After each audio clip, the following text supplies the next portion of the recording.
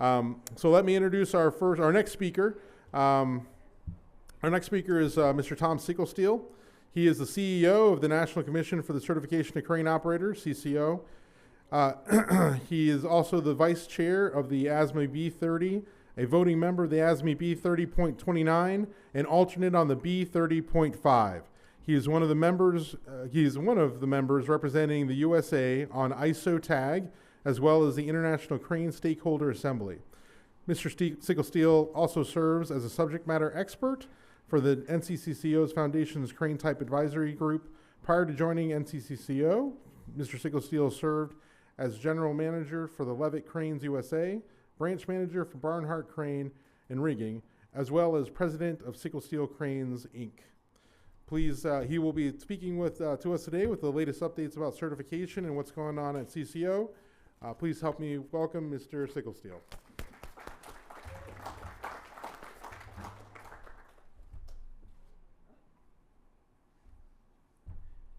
Thank you, TJ.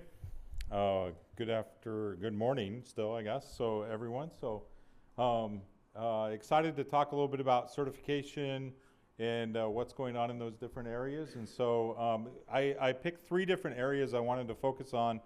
And the reason I picked these 3 areas is because it's been a really big topic of conversation, both on an international level and a local level. So we'll dive into these 3 different elements. So first, what is certification?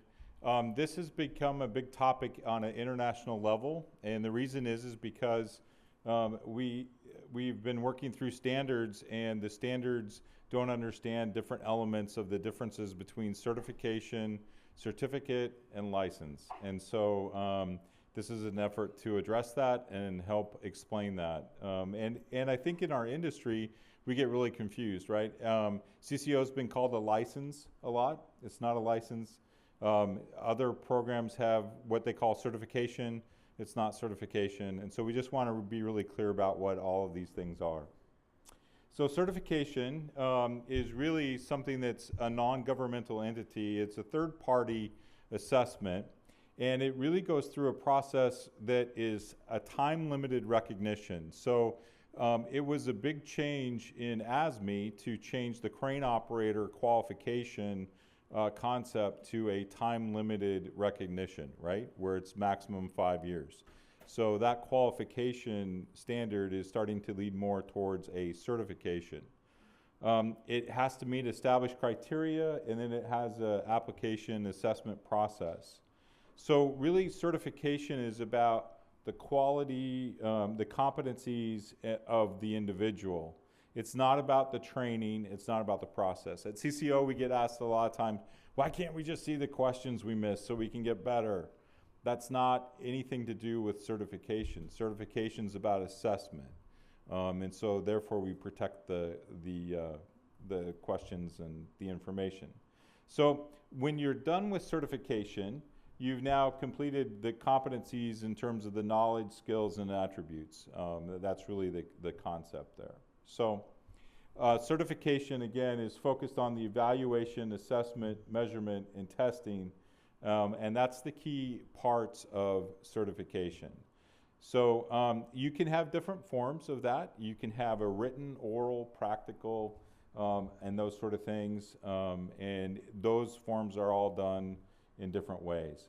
Now, the one key about certification, and for employers this has become a big deal, is that it is portable and it belongs to the individual. So that's a good thing and a bad thing from an employer's perspective sometimes. I will say this, there are a lot of certificates that are out there. So if I'm an employer and I have a new employee come in, and they come in with a rigging card from somewhere else, and it's not a certification, then that's not a portable card. That's a thing that occurred for the individual at that time. And so these are really important things to understand. And I think a lot of times you say, oh, they got this card, they got that card, and we can look at what the other employer did. But that's not the way that it works. Certification is what's portable, certificates are not. So certification, just to dive in a little bit more on that, Are there different levels of certification? Absolutely. There are certifications that are out there that you can have that are accredited and non-accredited. So what's the difference? Accredited certifications have all this myriad of stuff that's on the screen that you have to accomplish, right? And the key parts of that are that, as anyone that works with CCO knows, the questions are absolutely scrutinized, right? We look at the interrelator reliability. We look at what does it mean for the people who pass the exam, that fail the exam. Are all the distractors being selected? It's not to make the question tricky, it's to make it discerning, right? We want to discern with the individual to see if they're really good about the exam. Demonstrating fair and reliable, being consistent is big things. That's the reason that practical proctors have to go through a process of being evaluated. It's because we don't want one practical exam in one place to be easier than another. We want it to be really consistent. An unaccredited version of that doesn't have those requirements. And so those are those things to remember. You can still be a certification. You can still have it available on a time-based period, but if you're not accredited, you may not be going through those details. So if you're looking for a non-accredited certification, those would be things to look at. I'll just pause here and briefly say on the international standards, so under the ISO standard for cranes, the personnel certification said that you are certifying individuals for cranes, and once they completed the test, you needed to sit down with them, review the test within 24 hours, provide them the right answers, and provide them the training. So is that really a certification? The answer is no, that's not. Japan entered into the conversation and said, well, we want them to make sure they make payment to the licensing department, and we're like, that's not a certification either, right? So this is a big topic that's been going on in all those different ones. So a certificate program is really more an educational training program. So I would liken it to a degree. If you get a degree, it's your degree. It means that you accomplish stuff. Not often do they take those away, you know, unless you do some crazy stuff, I guess. But it's really about an educational process, and you can have it be a certificate of attendance. You can have it be an area of study that's been completed. Normally, they don't have a date tied to it, and so that's really often when we talk about the words qualified, we talk about the words competent or qualified. A qualified person is generally can have certificates to that extent. That doesn't mean that they're certified. It's a different level. So let's dive into some details about what the differences on these areas are. So again, certificate is really an educational process, whereas certification is an assessment process. Certification is awarded by a third party, and they're not involved in training, where typically, if you have a certificate, it's done by the training organization or educational system. Course content in the certificate is designed by trainers, faculty. There's a certificate running around in Mexico right now where they took the exam and gave it to all the manufacturers, and they gave it to all the training companies, and it's the same exam for everything. And that's a certificate. That's not really a certification. Whereas a certification has standards. We do a job task analysis, and we say that you have to accomplish those different items. And so I would, you can see the rest of it there on the slide. I would just say there's one exception to the certificate being portable, and that's unique to unions. The apprenticeship programs, when you're an employer as part of an apprenticeship program, you're paying into a trust often, and all of those employers are paying for the training. So in lieu of that, any training that they have, they can move amongst those employers that belong to that training trust. But that does not give you portability outside of that training trust for that same document. So that's an important distinction.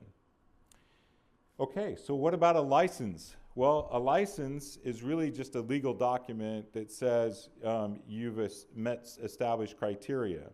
So, and it's typically one of those things that they can use certification as a platform or a certificate, but it's really a licensing process as a legal process. Usually it includes a fee, and they have the ability to take it away from you if you don't meet certain obligations. Often it's renewable as well. So that's where Japan got kind of confused. So certification versus license, you can see the same list on certification side, but on the license side, normally it's a governmental agency. Normally it's ongoing requirements, which include renewal, and it's owned by the governmental agency, and it can be portable within the jurisdiction. It depends a little bit on the regulations related to that license. So sometimes it's tied to the employer as well, and sometimes it's direct to the individual. So I just wanted to highlight some of these distinguishing factors. So if someone has accessibility to the exam and you're going over the exam, that's not a certification. That's more of a certificate. That's more of a license. If you have training where you review of the test, once it's all done, that again is a certificate. It's not certification. If you have the trainer involved in testing, typically that is a certificate. The design of the exam, is it about learning an objective, or is it designed to a job task analysis?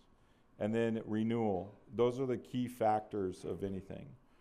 So just recently, this last year, the ISO standard is just this summer was rewritten to break out these different areas. And so now we'll start seeing on the international front the same concepts about certification, certificate, and licensing. And so it's the same thing there.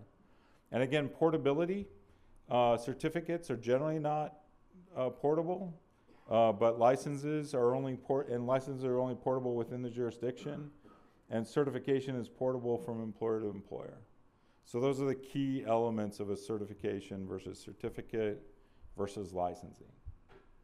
So with that, I just wanted to dive into program development of areas that we're changing things at CCO World and that sort of thing. So the first is telehandler. So telehandler operator, we've launched that program. Excited about the committee doing all the work on that.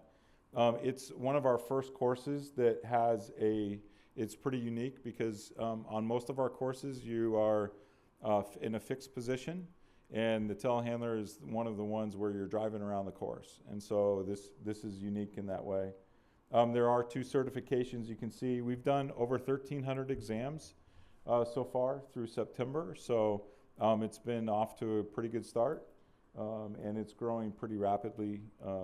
It's a program that's one of the fastest growing. It's already surpassed in our business the Digger Derrick program as far as size, so it's going pretty quickly. Concrete pump operator is also another area that's been launched. And it's compliant with the B30.27, as Eric Fiddler talked about, the material placement. They are looking at adding certifications based on size and that sort of thing, but currently it's 1 exam and 1 practical exam.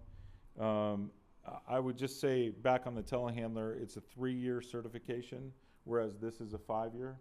All of our other programs are 5-year as well.